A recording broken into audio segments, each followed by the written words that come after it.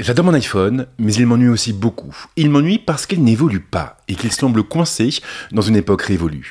Une époque que la concurrence a quittée depuis longtemps et qui semble échapper totalement à Apple. Oui, mon iPhone m'ennuie, mais tout va changer avec iOS 19. Enfin, pardon, iOS 26. Il va falloir s'y faire. Apple tiendra le mois prochain la WWDC, la grande messe dédiée aux développeurs. Et c'est à cette occasion très particulière que l'entreprise présentera l'ensemble de ses nouvelles plateformes. iOS 19 en fera partie, mais pas forcément sous ce nom. Car en effet, si on en croit Bloomberg, Apple aurait décidé de marquer une rupture et de chiffrer toutes les nouvelles versions de ses plateformes par l'année à venir. iOS 19 laisserait donc sa place à iOS 26, et il en irait de même pour iPadOS, bien sûr, mais également pour WatchOS, tvOS ou encore macOS. Une stratégie qui rappelle bien entendu ce qui a été fait par Samsung avec les Galaxy S, mais qui devrait apporter un peu plus de clarté à l'offre de l'entreprise. La vraie nouveauté serait cependant ailleurs, et elle se situerait du côté de l'interface. iOS 26 ferait table rase du passé en proposant une toute nouvelle charte, une toute nouvelle identité visuelle. Cette dernière serait inspirée par Vision OS, la plateforme utilisée par le casque à réalité augmentée de la marque. Il faudra donc s'attendre à des icônes plus arrondies, à des effets de transparence, mais également à un nouveau système de navigation au sein des applications. Les fameux onglets laisseraient la place à une barre flottante transparente. Quant aux boutons, ils seraient un peu plus longs, un peu plus large, avec encore une fois des effets de transparence et de lumière. Il y aurait également du neuf du côté des boutons de l'écran de verrouillage. Ils seraient parfaitement ronds, avec des reflets changeants en fonction du gyroscope. Il serait d'ailleurs logique que ces effets liés au gyroscope soient étendus à l'ensemble du système de navigation de la plateforme. Cela lui apporterait plus de cohérence, mais aussi et surtout un peu plus de vie. Autre point important, cette nouvelle charte serait étendue à l'ensemble des plateformes de la marque, et donc à iPadOS, tvOS ou encore WatchOS, ce qui explique aussi ce fameux changement de numéro. Toutes les nouveautés ne seraient cependant pas uniquement cosmétiques. iOS 26 serait aussi l'occasion pour Apple d'apporter du neuf sur le terrain des fonctions. Apple Intelligence se verrait donc enrichi d'une nouvelle fonction très attendue, la prise en compte du contexte. L'idée serait en effet de permettre à la suite d'apporter des réponses contextualisées à l'utilisateur en fonction de son utilisation et des informations consignées dans les applications de la marque. Une amélioration bienvenue et qui permettrait aux outils de gagner en pertinence.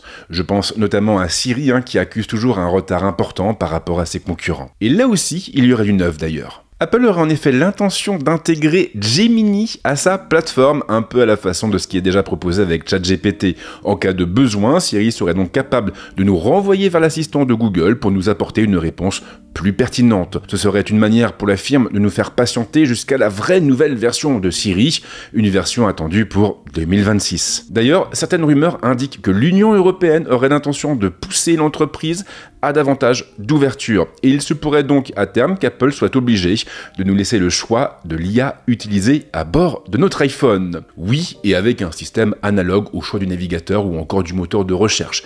C'est en tout cas ce qu'on peut imaginer. Autre nouveauté plus discrète mais très utile, la gestion intelligente de la batterie. Grâce à l'IA, iOS 26 analyserait vos usages en temps réel pour optimiser autonomie et longévité. Les AirPods seraient également à l'honneur avec l'intégration d'une nouvelle fonction de traduction en temps réel, une fonction directement implantée dans iOS 26. L'application de traduction pourrait également avoir droit à une refonte avec l'intégration d'un mode live pour faciliter les échanges. Et puis il y a aussi une autre rumeur.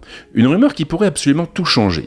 iOS 26 intégrerait une toute nouvelle version de Stage Manager, une version optimisée pour le bureau. Elle serait similaire à ce que propose Samsung sur les Galaxy S et elle nous permettrait de déployer une interface optimisée lorsque l'iPhone est connecté à un écran, une souris et un clavier. Notre smartphone deviendrait donc un véritable ordinateur. Mais ce n'est pas tout, une nouvelle application devrait aussi être embarquée à bord d'iOS 26.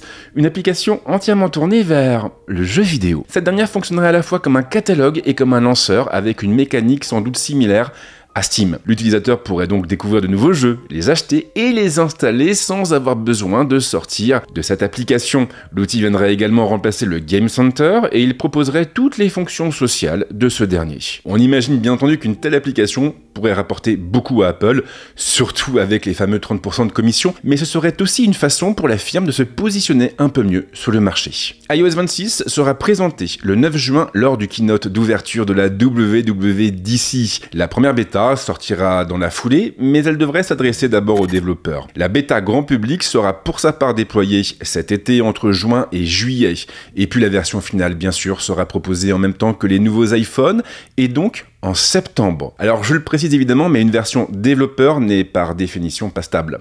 Il est donc préférable de ne pas l'installer sur un iPhone que vous utilisez et surtout dont vous avez besoin. Et tant qu'à faire, on peut aussi se poser une autre question. Les prochains iPhones s'appelleront-ils réellement iPhone 17 ou est-ce qu'Apple étendra sa stratégie du nouveau numéro à l'ensemble de sa nouvelle gamme de smartphones? Et dans ce cas, cela voudrait dire que les iPhone 17 laisseraient la place aux iPhone 26. Ça fait un peu beaucoup quand même, non? Bref, merci de m'avoir suivi jusque-là, et je le précise, tout ce que j'évoque dans cette vidéo est issu de rumeurs, et donc vous devez prendre ces informations avec des pincettes. J'ai bien entendu ajouter toutes les sources sur lesquelles je me suis basé pour construire ma vidéo dans la description.